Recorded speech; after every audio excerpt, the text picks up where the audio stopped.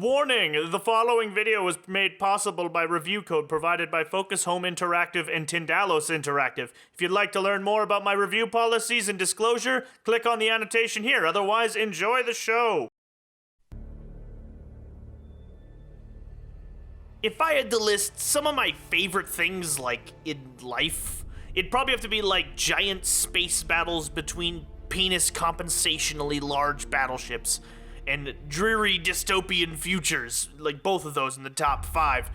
Might be something worth mentioning to a therapist someday. Battlefleet Gothic Armada fulfills both of these pretty basic needs of mine with strategic space combat based in the grim grimness of the 41st millennium. It's based on the tabletop game Battlefleet Gothic, one of Games Workshop's side games that eventually folded into Warhammer 40k.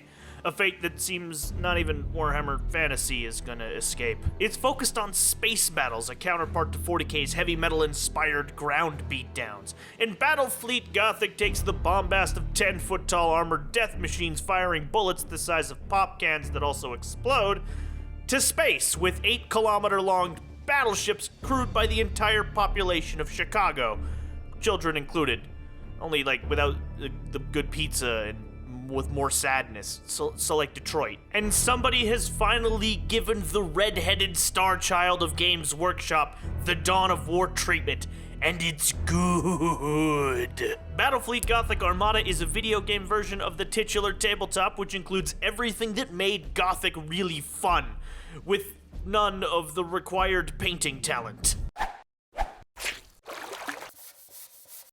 Perfect. It features 4 major races from the Warhammer universe: the Imperial Navy, the Eldar, the Orcs, and of course, Chaos. It follows the story, somewhat loosely, of the 12th Black Crusade, a war for the Gothic sector, in which Abaddon the Despoiler uses a ship brilliantly named the Planet Killer, and does like that, he kills planets with it. Sadly, this means there are no Tau, but fortunately, this means there are no Tau.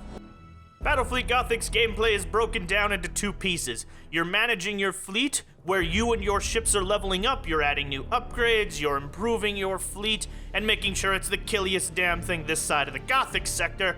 And then there's the actual fleet combat, in which you're micromanaging your ships, making sure that they are working to their maximum effectiveness, placing down abilities, and generally kicking the crap out of your opponents. The campaign also adds like a star map to this, where you're kind of picking targets and responding to threats, but that's just for the campaign. On the fleet management side, each force has got a list of ships which fall into one of 5 classes, and these ships can be further customized by upgrading them and changing what abilities they have and specializing them into different roles. These upgrades include passive or active abilities, crew upgrades that make your ship suck less, or race-specific upgrades like Marks of Chaos, or clan affiliations for the Orcs. My only complaint here is that outside said specific upgrades, every race has the same set of abilities. All of them get a basic rewording of the same upgrades as they improve, which does kind of feel a bit cheap when you take into account how vastly different the races actually play. Eldar zip around like madmen, making hit-and-run attacks with heavy prow-mounted weaponry, while Chaos sit back in like spiky space launchers, firing missiles at ships from super long range. Orcs like to get up and close and personal with their weapons that lose accuracy when they aren't like basically placed directly against the enemy's hull, and the Imperium are vanilla ice cream with heavy broadside weapons and well-armored prows. But whether you're fighting for the Emperor or one of the wrong factions, the game is incredibly fun. Sighted. Yes, Admiral. Combat is quick though. Matches often last around 5 minutes, sometimes a little bit more depending on the mission, or sometimes less, sometimes very less. Are you serious? In a fight, you micromanage your ships, and it's here where all that upgrading comes into play. The people who win are the people who understand how each ship should act in a fight and ensure they are optimized for their role.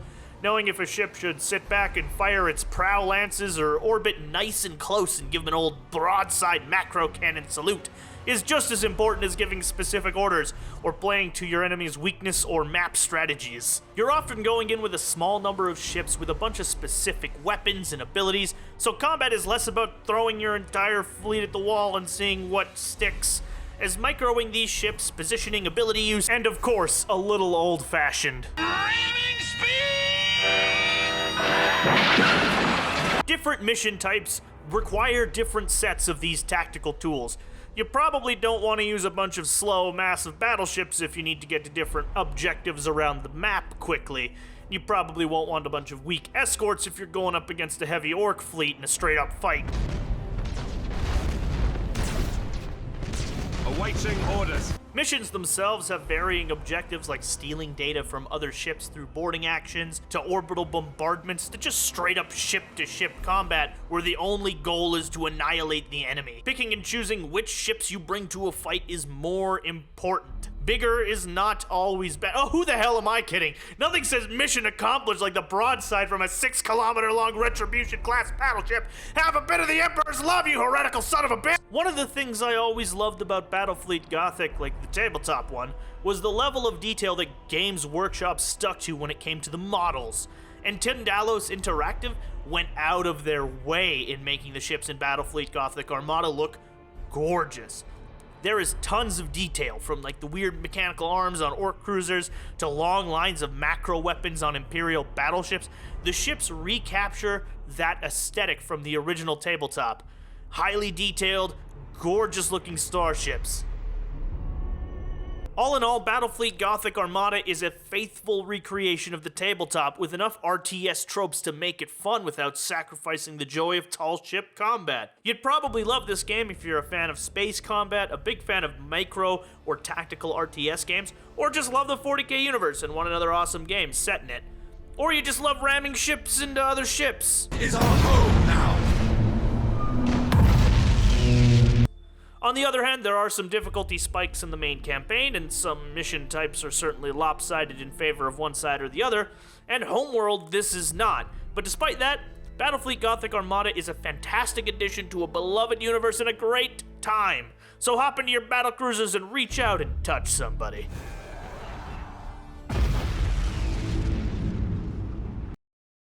Why hello there, and thank you very much for watching this video on Battlefleet Gothic Armada, a game that I actually had quite a good time playing despite everything.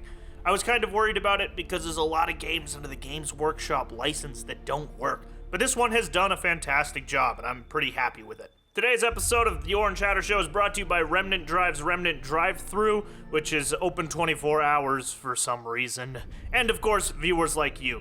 If you enjoyed this video, please do like and subscribe. It does a huge amount for the channel. I say that every time because I mean it, and it's like a huge deal to me.